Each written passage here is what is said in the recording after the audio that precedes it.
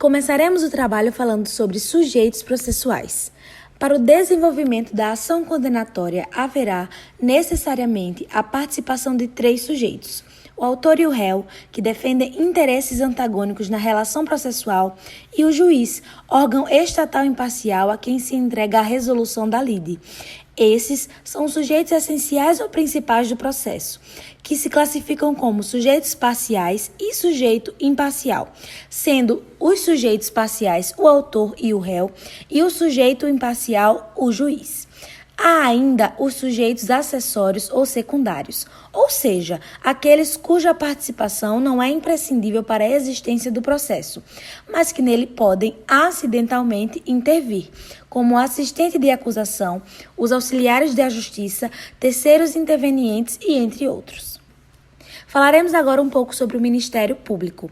A Constituição Federal cuidou de definir o Ministério Público como uma instituição permanente, essencial à função jurisdicional do Estado, incumbindo-lhe a defesa da ordem jurídica, do regime democrático e dos interesses sociais e individuais indisponíveis, segundo consta no artigo 127 da Constituição Federal, e atribuiu à instituição a titularidade exclusiva da ação penal pública, de acordo com o artigo 129, inciso 1 da Constituição Federal.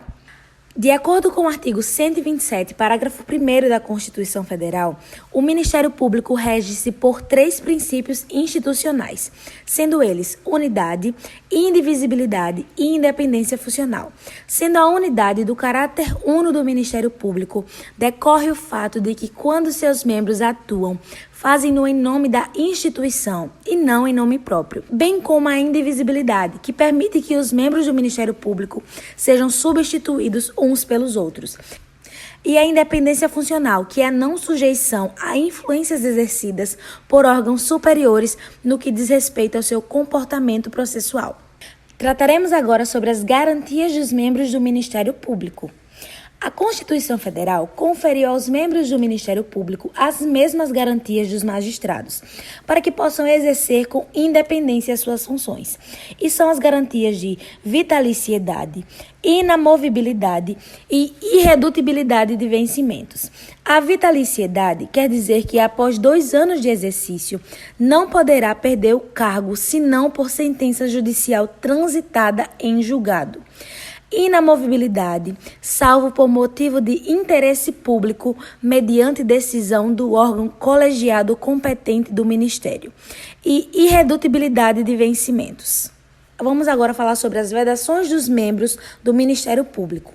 As vedações impostas aos magistrados também se aplicam aos membros do Ministério Público, é o que consta no artigo 128, parágrafo 5º, inciso 2 da Constituição Federal. As vedações são: receber a qualquer título e sob qualquer pretexto honorários, percentagens ou custas processuais, exercer a advocacia, participar de sociedade comercial na forma de lei, exercer, ainda que em disponibilidade, qualquer outra função pública, salvo uma de magistério, exercer atividade político-partidária, receber a qualquer título ou pretexto auxílios ou contribuições de pessoas físicas, entidades públicas ou privadas, ressalvadas as exceções previstas em lei.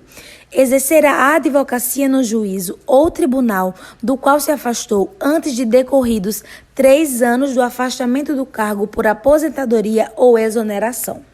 Tratando sobre impedimentos e suspeição dos membros do Ministério Público, a lei prevê a extensão do regime de impedimentos e suspeições dos juízes aos membros do Ministério Público no que lhes for aplicável, segundo o artigo 258 do Código de Processo Penal, estabelecendo que não funcionarão nos processos em que o juiz ou qualquer das partes for seu cônjuge ou parente, consanguíneo ou afim, em linha reta ou colateral, até o 3º grau.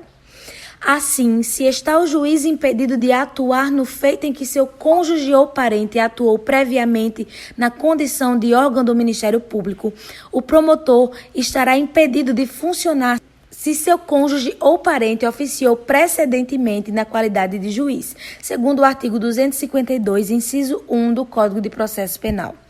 É bastante comum que se alegue a suspeição de órgão do Ministério Público em decorrência de sua atuação na etapa investigatória por meio da realização de atos de recolhimento de evidências. A jurisprudência do STF, contudo, é no sentido o simples fato de ter atuado na fase investigatória não induz ao impedimento ou à suspeição do promotor de justiça, pois tal atividade é inerente às funções institucionais do membro do Ministério Público. O STJ tratou do tema na súmula 234, que diz que a participação de membro do Ministério Público na fase investigatória criminal não acarreta o seu impedimento ou suspeição para o oferecimento da denúncia. Vamos falar sobre o princípio do promotor natural.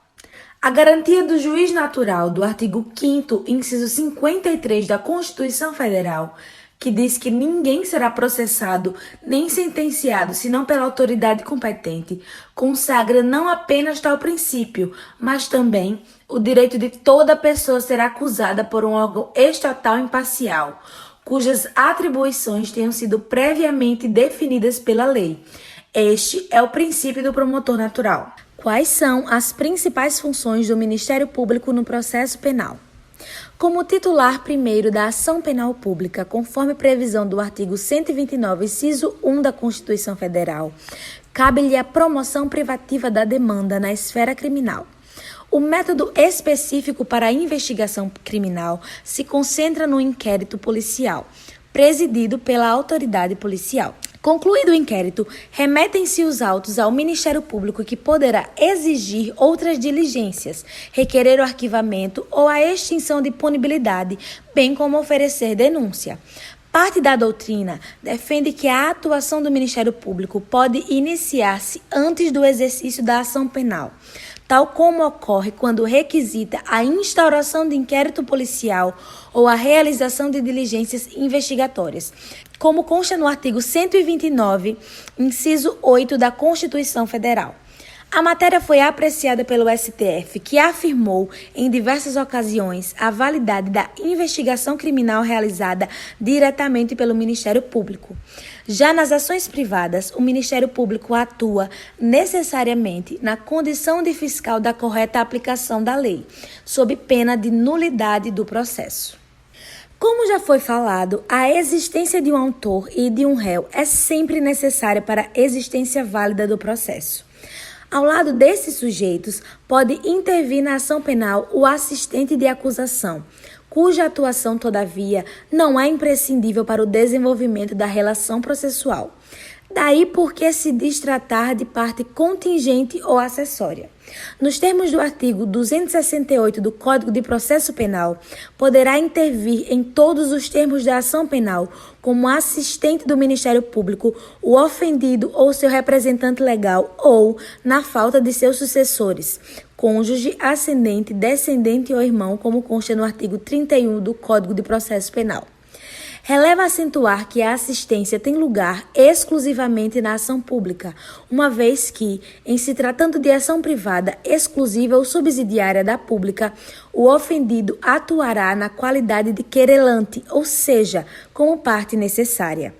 A figura do assistente distingue-se juridicamente da do ofendido, uma vez que esse só passará a ser sujeito processual se habilitar-se como assistente.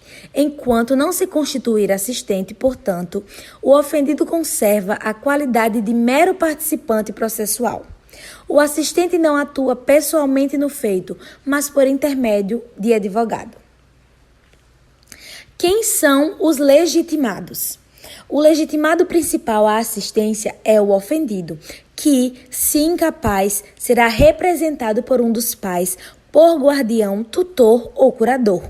No caso de morte do ofendido, seus sucessores legitimam-se a exercer a assistência de acordo com a ordem prevista no artigo 31 do Código de Processo Penal. A atuação do assistente é restrita, podendo praticar somente os atos taxativamente previstos em lei.